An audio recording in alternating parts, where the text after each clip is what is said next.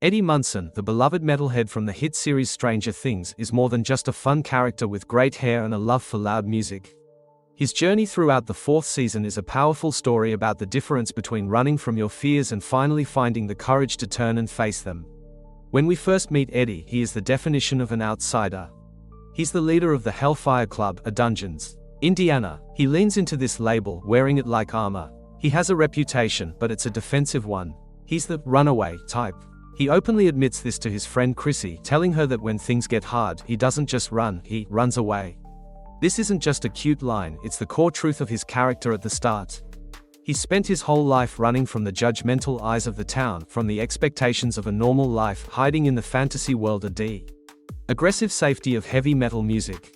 This running is his way of coping, a way to avoid confronting the world that has already decided is a loser, a satanic cult leader, a bad influence. And for a while, this works for him. He has his friends, his music, his campaigns. But his life is turned completely upside down when he becomes the prime suspect in a series of horrific murders he did not commit. After Chrissy's tragic and terrifying death in his own trailer, Eddie's instinct to run kicks into overdrive.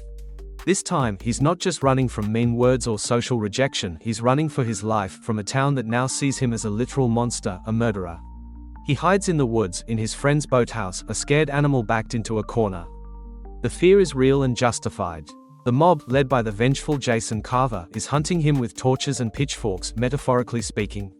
His face is on the news, his name is Mud. The entire weight of Hawkins' fear and ignorance is on his shoulders.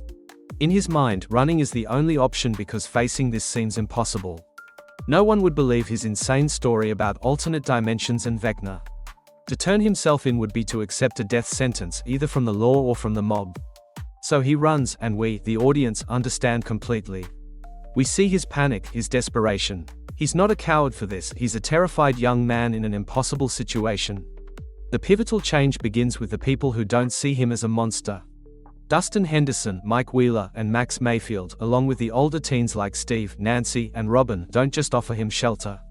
They offer him belief. They listen to his wild story and, because of their own experiences, they know he's telling the truth. More importantly, they include him. They give him a role, a mission. They don't ask him to stop being Eddie, they need Eddie, his knowledge of the upside down from his D.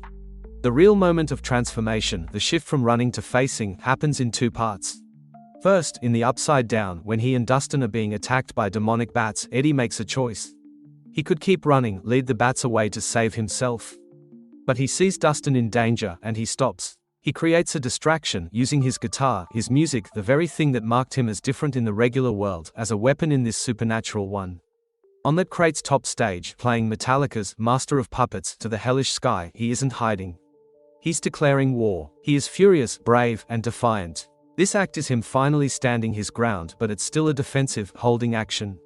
The true, ultimate act of facing his fear comes immediately after. With the bats defeated, he and Dustin have a clear path back to the safety of the regular world through the trailer gate. They made it. They survived. The mission was a success. Running back is the smart move, the safe move, the move the old Eddie would have made without a second thought. But he looks at that gate to freedom, and he doesn't go. He tells Dustin he needs to buy more time for the others. In that moment, he realizes that running to safety now would mean running away from his responsibility. From his friends, from the chance to be the hero he always played in his games. He decides that he will not end his story as the runaway. He turns his back on the exit, on survival itself, and runs further into the danger to keep the bats distracted.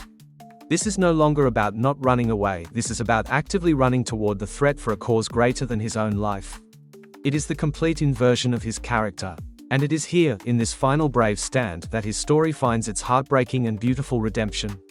He doesn't make it. In protecting Dustin, he falls. But in his final moments, as he tells Dustin he loves him, there is no fear in his eyes, only peace and certainty. He didn't run. He faced the monsters, both the literal ones from the upside down and the figurative one of his own perceived cowardice, and he won. He reclaimed his name. Eddie Munson died, but the town's idea of Eddie Munson, the freak, the coward, the cult leader, died with him. The truth of who he was, a loyal friend, a brave hero, a protector, is what lived on, witnessed by Dustin and carried back to his friends. His redemption wasn't about clearing his name with the town of Hawkins. It never could be. His redemption was an internal victory, a personal reckoning where he looked at his deepest fear and chose to stand firm. He proved to himself that he was not the persona he hid behind. He was the hero of his own story. His arc shows us that courage isn't the absence of fear, it's the choice to act in spite of it. It's the understanding that sometimes the most powerful thing you can do is stop running, plant your feet, and fight for the people who see the real you. Eddie's legacy isn't a statue in downtown Hawkins, it's the memory in the hearts of his friends, and the powerful lesson that even the most unlikely person can find staggering bravery within themselves when it matters most. He stopped being the guide in a fantasy game and became the warrior in a real battle, finally facing the dragon instead of fleeing from it, and in doing so, he completed a journey that resonates because it is so profoundly, movingly human.